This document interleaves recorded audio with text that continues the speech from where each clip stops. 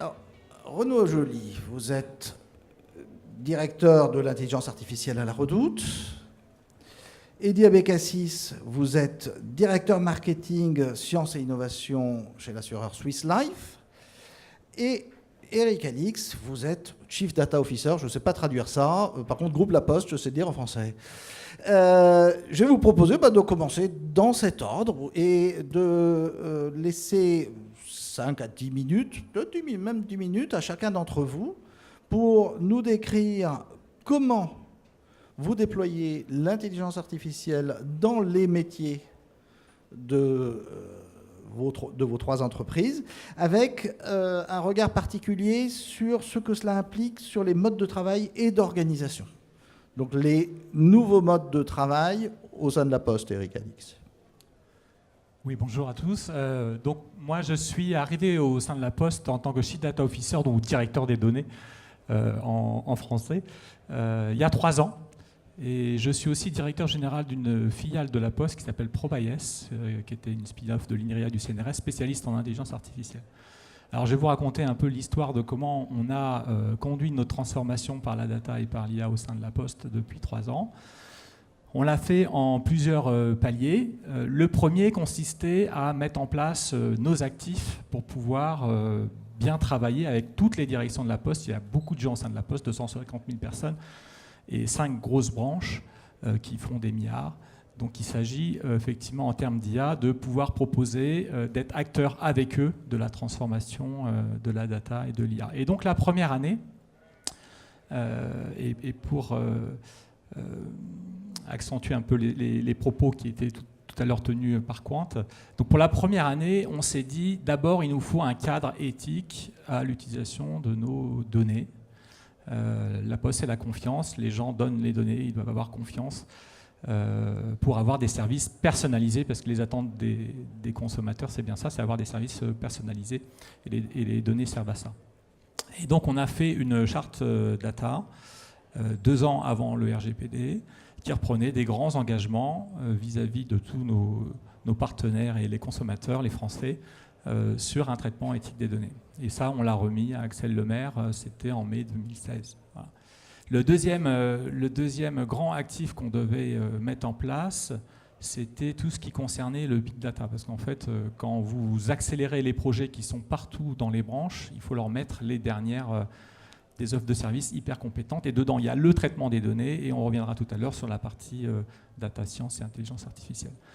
Et donc, on a monté un centre de services Big Data et une plateforme qu'on appelle Smart Lake chez nous pour aller faire du traitement en masse et en temps réel des données ouvertes avec une offre de service à toutes les directions de toutes les branches de La Poste.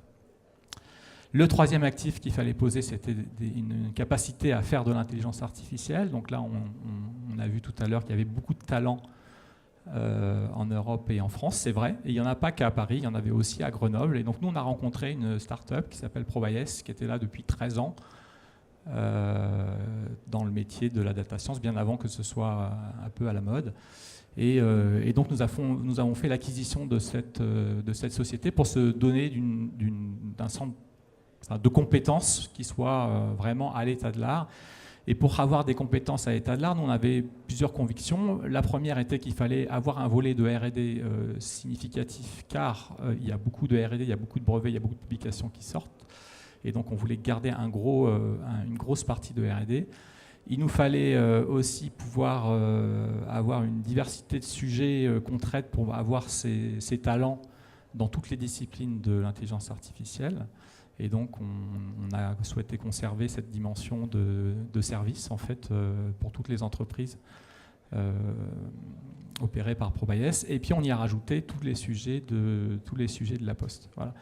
Et donc, la deuxième année, on a créé des offres de services. Donc, il fallait mettre des clients internes à l'intérieur de cette offre de services. Donc, on est passé de 1 à 8 ou 10 gros clients internes de La Poste de notre plateforme Big Data.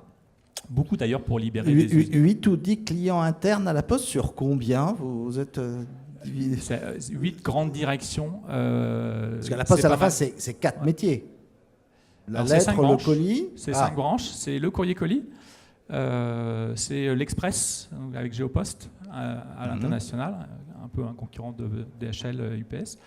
C'est la banque et l'assurance. 3, c'est le réseau, donc qui est en gros les distributeurs de tous les produits de la Poste dans toutes les agences de la Poste.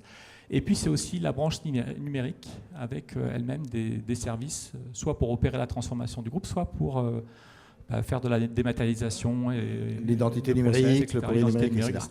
Ouais. Et donc l'intelligence artificielle touche tous les métiers ? Alors, côté intelligence artificielle, effectivement, ça doit toucher tous les métiers. C'est un peu le critère aussi du succès d'une offre de service. Donc là, on a plus de 30 projets en ce moment, dans vraiment toutes les branches. Et donc, ça va aller alors, si on part de la logistique, par exemple, vous allez avoir les prévisions. Les prévisions, vous en avez à tous les horizons. Vous avez des prévisions à 10 ans pour savoir où vous mettez vos agences. Vous avez des simulations avec de l'optimisation pour aller trouver les meilleurs schémas de transport. Vous avez des prévisions plus court terme, toutes les semaines, sur un horizon de 3 mois, qu'est-ce qui va m'arriver ? Parce que derrière, je fais des arbitrages sur mes ressources que j'alloue sur mes plateformes de tri et mes camions que je commande. Et il faut souvent commander à l'avance. On a d'ailleurs la période de Noël qui est très particulière, puisqu'il faut commander 3 mois à l'avance tous les camions, sinon il n'y en a plus pour les fêtes. Et puis, donc on va trouver les métiers de la banque. Donc dans la banque, il y a le métier de la banque, c'est gérer du risque. Donc vous avez tout ce qui est risque opérationnel. Donc on a une démarche aujourd'hui pour, à partir de scénarios et des probabilités, aller mesurer tous ces risques-là. Donc ça, c'est le risque opérationnel. On va avoir des choses sur les clients qui rentrent et les clients qui sortent, un peu classiquement. On va avoir des choses aussi sur tout ce qui est traitement de documents. Voilà. Sur la partie courrier, on va avoir aussi, alors qu'une fois qu'on a fait les prévisions et le schéma logistique, il y a ce qui se passe sur la plateforme. Donc sur la plateforme, vous avez des colis ou des plis qui passent. Il faut reconnaître les étiquettes, mais depuis très longtemps on fait ça. Ça s'appelle l'OCR. La reconnaissance d'écriture, oui, c'était des systèmes experts dans les années 80. Exactement. 90, donc on a toute une pile de technologies pour aller faire ça. Et là, l'idée, c'est avec du traitement de l'image et des réseaux profonds, est-ce qu'on peut aller chercher quelques points de plus ? Parce que quelques points de plus de reconnaissance, c'est tout de suite beaucoup de qualité de service, parce qu'on est capable de prendre une décision tout de suite sur le pli, au lieu de passer en vidéocodage avec des centaines de personnes qui regardent les images passer pour les remettre dans les flux. On peut agir sur les réexpéditions, et donc c'est des dizaines de millions d'euros d'économies si on arrive à faire ça. Donc on a effectivement ce sujet-là aussi de traitement d'images. Pour essayer d'aller... Est-ce qu'il y a un métier à la Poste qui n'est pas touché par l'intelligence artificielle et que vous n'allez pas réorganiser avec le temps? Est-ce qu'il y a un projet, un secteur, je sais pas, la fabrication du timbre-poste, qui est exempt ou sera exempté du déploiement de l'intelligence artificielle? Il n'y a pas un sujet. Vous parlez du timbre-poste. Le timbre-poste, on est en train de se demander si demain, on ne peut pas le remplacer par un petit gribouillis qu'on arriverait à reconnaître avec ces mêmes machines qui passent avec et donc dans votre téléphone, vous prenez la photo, on reconnaît que c'est unique, vous avez payé et tac. Donc ça, c'est possible aussi. Il va falloir que je passe la parole à Renaud Joly. Mais effectivement, cette image du réseau neuronal embarqué dans le timbre-poste me semble... un peu, donc pour se faire simple, la Poste, qui est quand même un groupe multimétier avec des métiers extrêmement différents et qui vont du service financier au transport de colis, a dans tous ces métiers une composante intelligence artificielle qui est en train de se déployer. La Redoute, qui a pris le virage du numérique avec Nathalie Bala et Eric Courteil de manière, on va dire, extrêmement radicale. Demain, Nathalie Bala et Eric Courteil sont cités sur la une de Forbes, enfin de Forbes qui paraîtra demain, précisément comme ayant ressuscité la Redoute grâce au numérique. Quelle est la part de l'intelligence artificielle dans la Redoute revenue parmi les vivants ? Alors, aujourd'hui, nous, on débute sur l'intelligence artificielle. En fait, notre métier, le e-commerce et la vente de produits particuliers que sont le prêt-à-porter et le meuble, est impacté par deux gros chantiers de l'intelligence artificielle sur lesquels on travaille depuis un an, qui sont la reconnaissance d'image et la reconnaissance vocale. Alors je vais commencer par la reconnaissance d'image. La reconnaissance d'image, c'est un sujet pour nous parce que les produits qu'on vend aujourd'hui sur la Redoute sont des produits qui sont vendus par leur image, en fait. Vous achetez pas un pull ou un canapé sur sa description. On a quelques caractéristiques techniques sur ces produits-là qui sont intéressantes. On peut mettre en valeur un pull en cachemire ou en laine d'agneau, on peut mettre en valeur un canapé en cuir ou des choses comme ça. Mais l'essentiel de l'information sur le produit, elle va être contenue dans sa photographie. Et c'est ça a toujours été un problème dans le prêt-à-porter, par exemple, d'appairer les produits entre eux, de proposer des produits de substitution quand on n'a plus de stock ou quand le produit est plus disponible dans la taille que souhaite acheter le client. La reconnaissance d'image permet aujourd'hui de matcher des produits entre eux et de donner plus de confort à l'internaute en exploitant ces informations-là qui sont dans la photo. Donc on a lancé sur notre application, l'application La Redoute, deux types de fonctionnalités, deux fonctionnalités sur la reconnaissance d'image.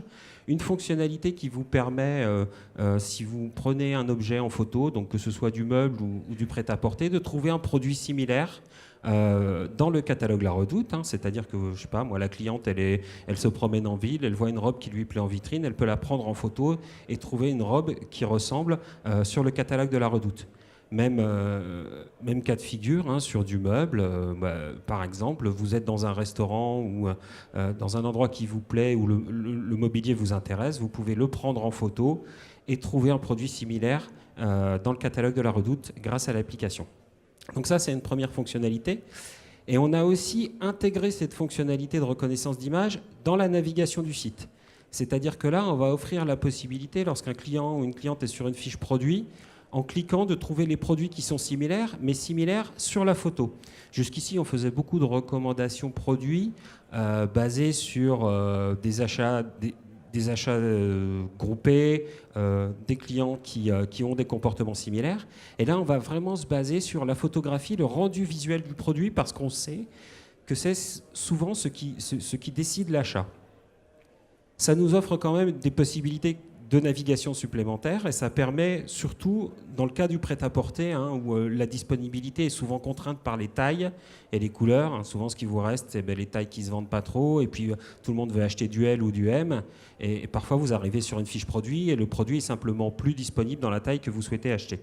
Donc, on est vraiment parti de use case et on a essayé de répondre à des besoins clients auxquels on ne répondait pas avant, de faire quelque chose en plus. En fait, de développer notre expérience client, d'améliorer la conversion, d'avoir quelque chose de nouveau qui se voit du client.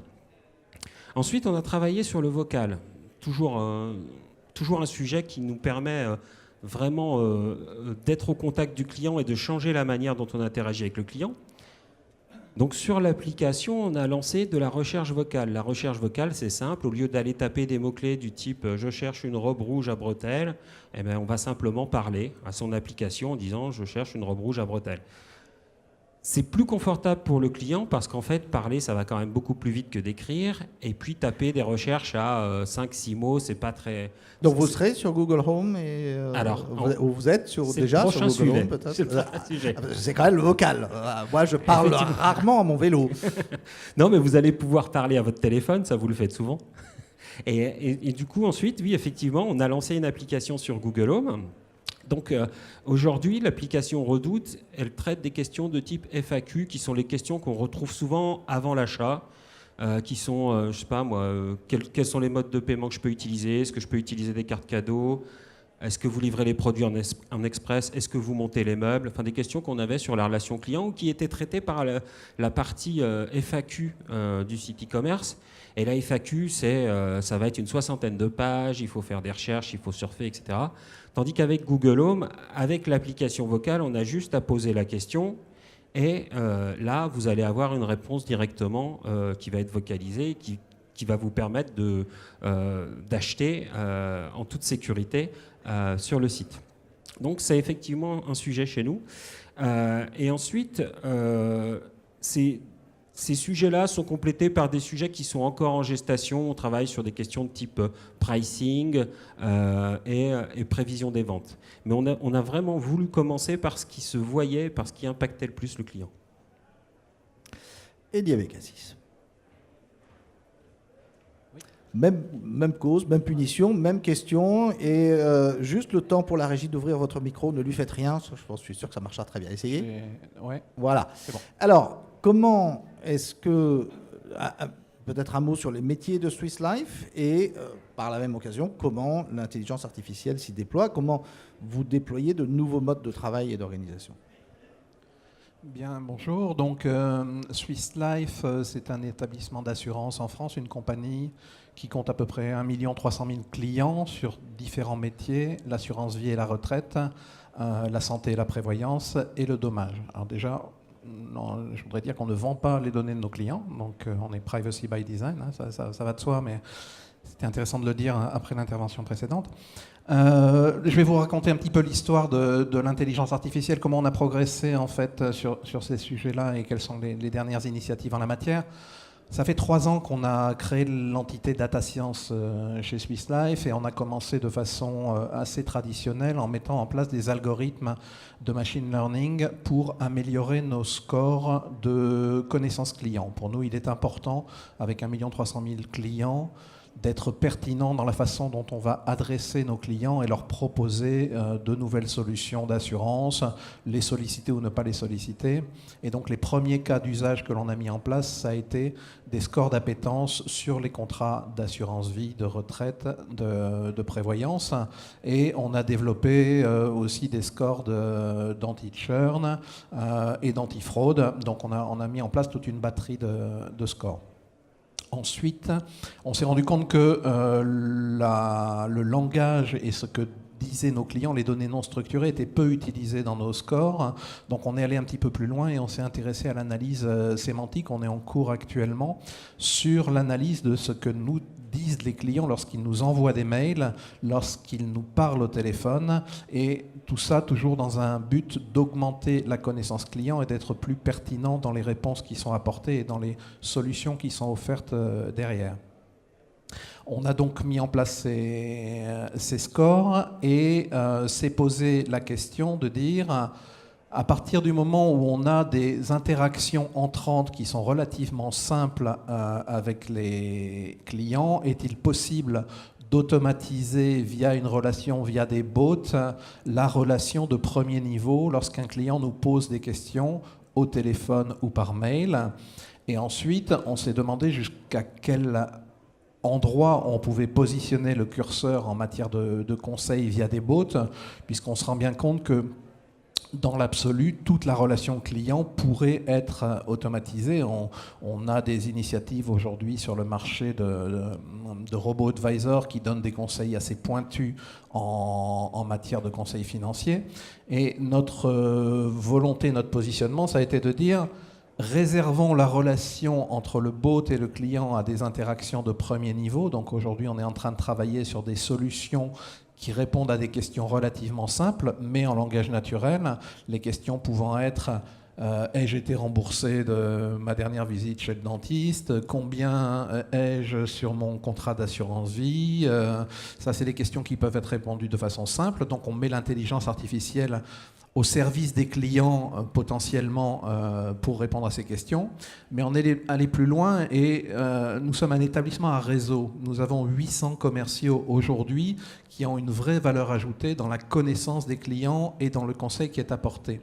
Donc notre dernière initiative qui va être déployée dans 15 jours auprès des réseaux, c'est une intelligence artificielle au service des réseaux de vente. Et donc nous venons de créer un voice bot dont le prénom est Aïda, qui permet à un commercial d'accéder à la connaissance qui a été glanée sur les scores que j'évoquais précédemment. Parce que autant notre connaissance client individuelle est en train de s'améliorer, autant il est difficile pour un commercial de maîtriser sur un portefeuille de 1000 à 1500 clients l'ensemble des données qui ont été collectées, l'ensemble des scores et surtout de prioriser. Donc l'intelligence artificielle au service des réseaux de distribution, pour nous c'est quelque chose de nouveau qu'on a conçu en design thinking avec nos forces de vente. On a étudié la journée type du commercial et on met à leur disposition un agent disponible par téléphone, sur smartphone, qui pourra répondre en langage naturel à ces questions au quotidien. Sur l'organisation de sa tournée commerciale, sur les priorisations à apporter, sur les différents éléments concernant un client. Et c'est un outil qui devrait se développer demain et sur lequel nous fondons de grands espoirs pour cette notion de conseiller augmenté à laquelle on croit fortement, puisque notre volonté, c'est bien que le commercial en face à face garde sa spécificité, garde sa valeur et garde sa valeur ajoutée, et que l'intelligence artificielle soit à son service pour l'aider à mieux exercer son métier. Alors, j'ai resté sur cette notion de conseiller augmenté, Eddy, parce que Eddy est l'autre banquier de la salle, hein, enfin, banquier, pardon, vous n'êtes pas banquier, l'autre financier de la salle, parce que on voit le Crédit Mutuel, par exemple, faire appel à Watson sur un déploiement at scale. Là, on parle de dizaines de milliers de postes, je crois.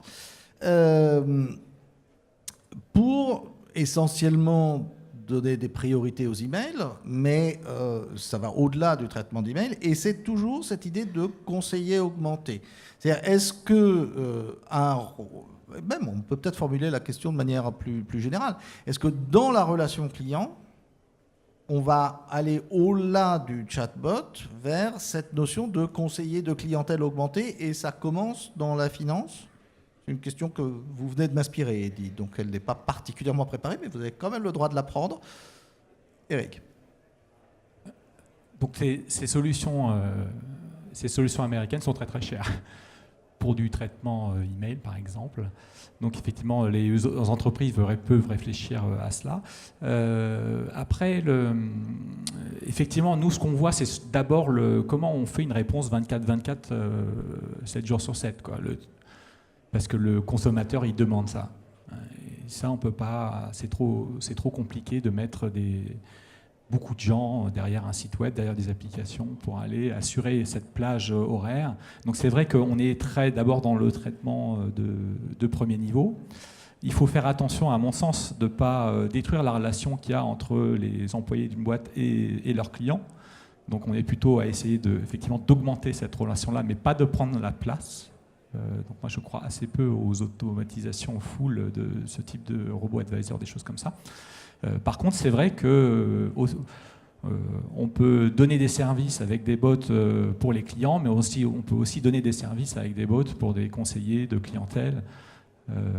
Voilà, donc c'est très complémentaire. En fait, l'idée, c'est simplement d'avoir plus d'informations pour être plus intelligent au moment de l'interaction avec le client, et que le client, du coup, perçoive un service de meilleure qualité et plus de personnalisation de la réponse qui lui est faite à sa demande. Eddy ?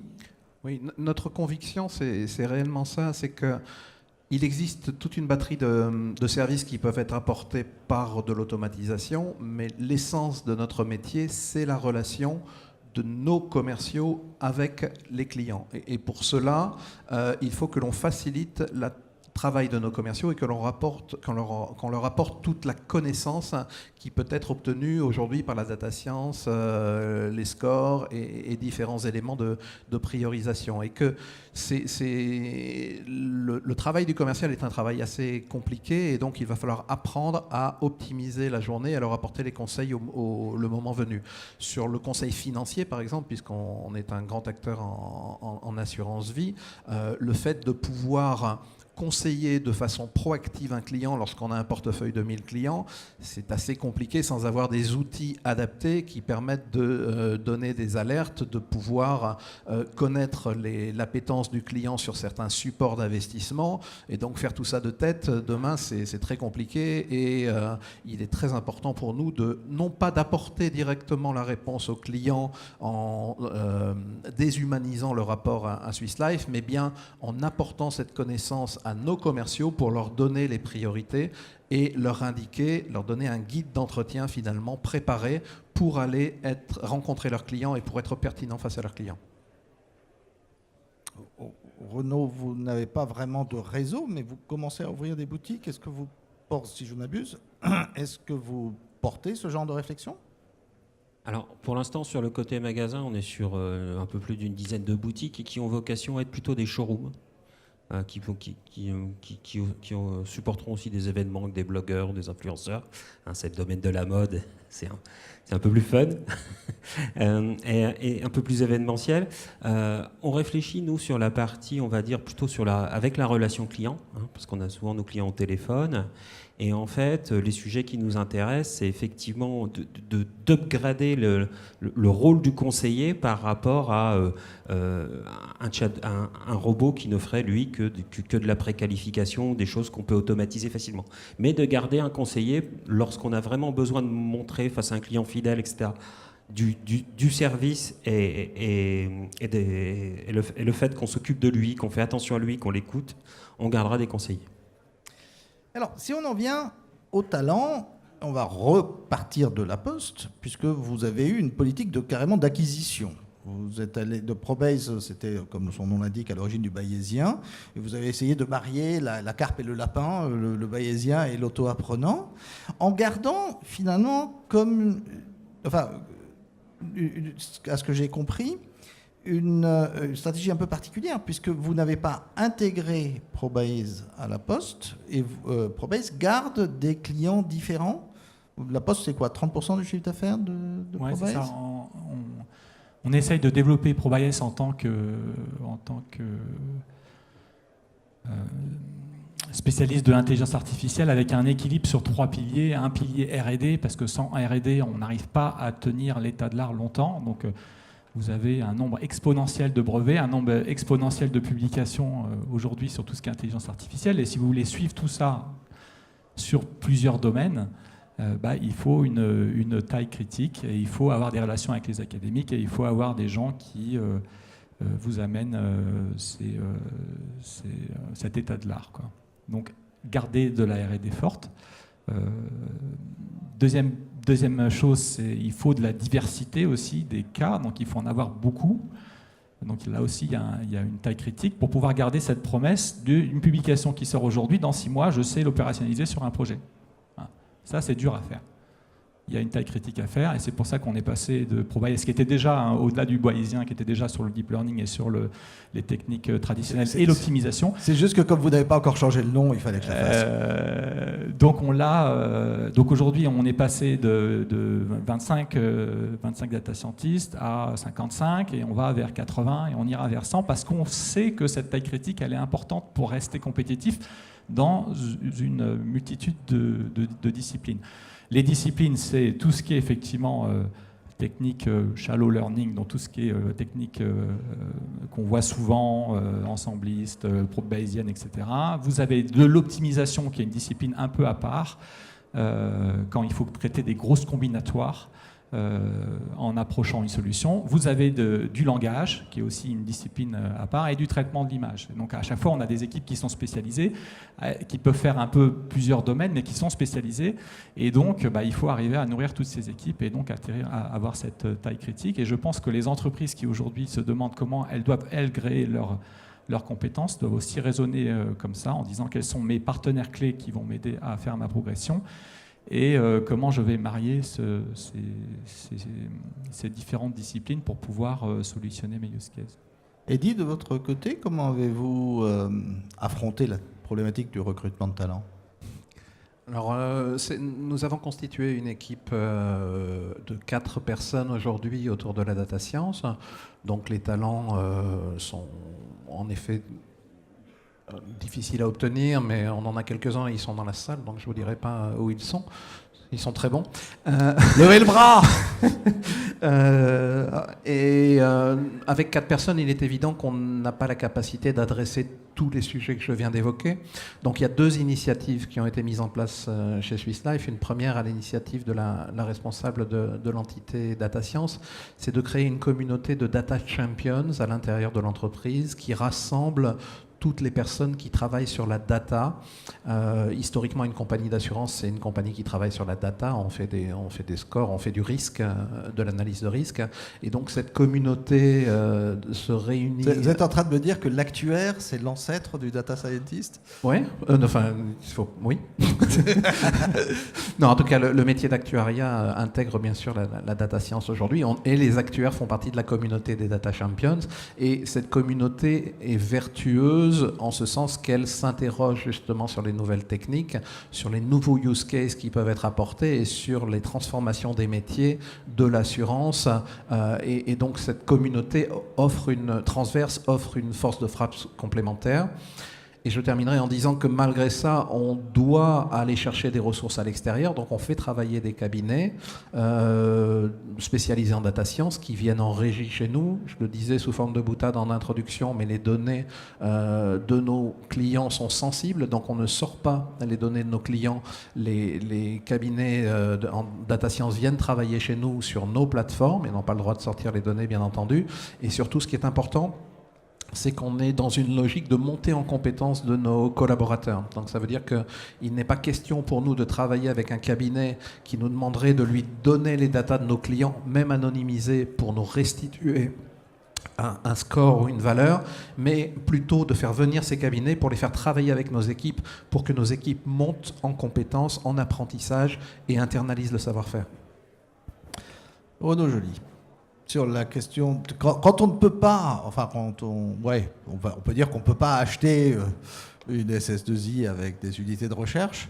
Quand on est une start-up, on peut dire que la Redoute aujourd'hui c'est quasiment une start-up avec une marque très connue. Mais comment est-ce qu'on affronte le problème? Alors nous on l'a abordé comme une problématique de changement en fait. Ce qu'on a identifié très tôt, c'est que les domaines où ça allait avoir un impact fort sur notre activité. Et à partir de là, on a construit une vision et on a identifié les axes sur lesquels on devait travailler. Donc c'est les axes dont j'ai parlé tout à l'heure, la recherche d'images et le vocal. Et en fait, pour travailler sur ces axes-là, donc on s'est fait un peu accompagner parce qu'on n'avait rien au départ, donc il fallait bien se faire coacher un peu et puis rentrer dans les sujets. Et mon objectif, c'était vraiment de faire monter les équipes en compétence sur ces sujets-là, de leur faire réaliser qu'il y avait Google Home qui allait sortir, qu'il fallait qu'on se mette au vocal, que la recherche d'images, ça nous ouvrait énormément de possibilités sur le site en navigation via les clients. Et j'ai fait moi aussi ce mouvement-là, parce qu'en fait, par exemple, si je prends l'exemple de la recherche d'images, j'ai fait 10 ans de SEO en agence en expliquant aux clients que les moteurs de recherche n'analysaient pas les images. Et d'un seul coup, je me retrouve avec une solution qui me permet d'analyser les images, de les comprendre, de les matcher entre elles. Et quand je me retourne vers l'IT, je leur explique qu'on va faire de la reconnaissance d'images, ils ont la même réaction que moi. Ils disent « mais c'est pas possible ». Eh bien si, c'est possible, et on va pouvoir lancer les projets. Et du coup, c'est vraiment cet enjeu-là. Parce qu'en fait, sur le vocal, par exemple, ce que nous a permis le fait de travailler assez tôt dessus, c'est qu'on s'est aperçu que les équipes qui concevaient les sites web ou qui concevaient les fonctionnalités e-commerce qui répondent aux besoins des clients, le vocal change complètement la manière de travailler. On est dans l'instant, on va beaucoup plus vite, c'est complètement différent des interfaces visuelles et des parcours clients, c'est notre sujet en e-commerce, le parcours client, des parcours clients visuels. Et en fait, ça nous a permis de faire tout de suite des prototypes, de tester, de faire des erreurs. C'est important de faire ces erreurs-là au début parce que c'est en faisant les erreurs que les équipes se rendent compte qu'il faut changer. Et c'est en testant les prototypes qu'elles ont réalisés qu'elles se rendent compte que ben non, ça ne peut pas marcher comme ça, il faut que je repense mon truc. Et c'est ce qui enclenche la dynamique de changement. Et vraiment l'aborder comme ça, pour moi, c'est vraiment... Nous, on n'est pas un labo de recherche, mais on va vraiment le gérer comme un sujet de conduite du changement. Dans les 5 minutes qui nous restent, puisque vous faites de la recherche en intelligence artificielle, Eric, quelle est votre vision de la prospective? On voit aujourd'hui, on est sans doute loin de la maturité, mais les déploiements sont pour l'essentiel sur le langage naturel et la reconnaissance d'images. Qu'est-ce que vous voyez juste au-delà de l'horizon? Qu'est-ce que vous voyez arriver, mettons, l'an prochain? Comme ça, je vous donne rendez-vous à la prochaine édition et on verra si... Je pense que et bien sûr, vous réagirez, messieurs, vous ne serez pas exemptés. C'est ça. Je pense qu'il y a du développement dans toutes les grandes disciplines dont on vient de parler. C'est-à-dire que le langage, à mon avis, va franchir des étapes importantes pour passer les questions un peu rudimentaires et aller sur vraiment des conversations avec les clients beaucoup plus approfondies. Donc je parierai beaucoup sur le langage. Et ça va faire aussi le trou, je pense, sur le marché, parce qu'on va être de plus en plus exigeant sur la qualité de ces conversations avec les bots. On a aussi tout ce qui est optimisation des process, support, donc traitement de documents, comment on oriente les process, comment on suit les process. Donc ça aussi, il va sans doute y avoir des offres qui devraient se lancer là-dessus, parce qu'il y a sur des grandes entreprises traditionnelles comme les nôtres, il y a quand même beaucoup de manœuvres qu'on peut chercher à libérer une partie du travail pour aller le recentrer sur des tâches à plus grosse valeur ajoutée. On voit aussi que, évidemment, les grandes entreprises qui faisaient des POC, maintenant, elles sont très exigeantes sur l'industrialisation. Donc ça attire beaucoup aussi le big data. Le big data et l'intelligence artificielle se rencontrent. On a besoin des plateformes pour aller... clairement sur une voie convergente. Oui, c'est très convergent. Donc au départ, on développe le big data pour aller faire plus d'analyse, etc. Mais on veut aussi faire plus d'intelligence artificielle avec. Et puis si on parle de tout ce qui est traitement d'image ou traitement de capteurs, on voit aussi que le soft et le hard se rapprochent. Donc il faut avoir aussi des techniques qui sachent maîtriser les capteurs, les défauts des données des capteurs, et au-delà des techniques de data science au-dessus. Donc pour nous, c'est des compétences avec du hard et du soft qui commencent à se rassembler. Et ça veut dire aussi des choses en termes de gestion des compétences. Après, sur les traitements d'image, il y a vraiment des très très grosses énergies qui sont mises en place chez les constructeurs automobiles, chez les grandes plateformes, etc. Donc ça devient des sujets très vite internationaux. Enfin, nous, quand on intervient, on est souvent une des composantes de pas mal d'équipes internationales. Par exemple, Toyota, il y a une équipe aux États-Unis, il y a une équipe au Japon, puis il y a une équipe en Europe. Et Europe, c'est nous qui faisons. Mais on s'intègre dans un dispositif très, très, très global sur le véhicule autonome. Voilà. Donc ça bouge de partout, c'est exponentiel, les gens parient de plus en plus. Il y a une guerre des talents. En même temps, les talents, on en forme. Mais c'est difficile de rester à l'état de l'art. Et c'est ça qu'il faut faire. Eddy Abekassis. Sans surprise et sans originalité, la grosse rupture aujourd'hui, c'est la voix, la nouvelle interface. Demain, c'est la voix. On a beaucoup travaillé sur des interfaces très pointues sur Internet pour amener le client à l'endroit où on le souhaite, pour attirer son attention, etc. On peut imaginer demain que le client il parlera naturellement à un outil qui lui donnera les informations. Donc, les entreprises sont en train de s'équiper, nous on est en train de le faire, donc en robots, en agents qui vont permettre de répondre aux clients. Ce qu'on peut imaginer aussi demain et après-demain, c'est que le client lui-même va s'équiper d'agents intelligents à son service. Donc on peut imaginer demain un client qui va demander à Alexa, trouve-moi la meilleure assurance auto pour mon véhicule. Et le robot Alexa va discuter avec les robots des assureurs et je ne sais pas ce que ça va donner. Voilà. Je ne sais pas si on doit s'en réjouir non plus, mais en tout cas, c'est un futur possible. Avec un petit sujet de données personnelles, oui. Du tout ? Non. Renaud Joly. Alors moi, je parlerai d'un sujet qui va arriver chez nous dans le secteur du prêt-à-porter, qui est la génération de contenu, en fait. La génération de photographie. En fait, dans notre secteur, le fait de prendre des photos avec des mannequins, etc., c'est un dispositif assez lourd. Le fait d'aller louer des villas à l'autre bout du monde pour prendre des photos de meubles, c'est un dispositif aussi assez lourd. Et je pense que d'ici, alors pas l'année prochaine ni l'année suivante, mais d'ici quelques années, on pourra générer des mannequins, on pourra générer des mannequins qui plaisent aux clients, des mannequins qui font vendre des robes, des mannequins qui font vendre des jeans, et on pourra aussi générer des photos d'intérieur qui ont un effet waouh sur le client et qui permettent de faire vendre des meubles, et ça changera complètement le secteur. Merci. Alors, je dois vous présenter des excuses. Je dois vous présenter des excuses parce que, comme vous le voyez, ça manque de femmes. L'intelligence artificielle, messieurs, manque considérablement de femmes et les organisateurs, qui ont pourtant sincèrement essayé pendant des semaines, n'ont pas réussi à trouver une femme présente sur la table ronde. Et Dieu sait que nous avons essayé. Donc, messieurs, je vous prie d'embaucher des femmes et rendez-vous à l'année prochaine. Et malgré cette faute, je vous prie de les applaudir. Merci.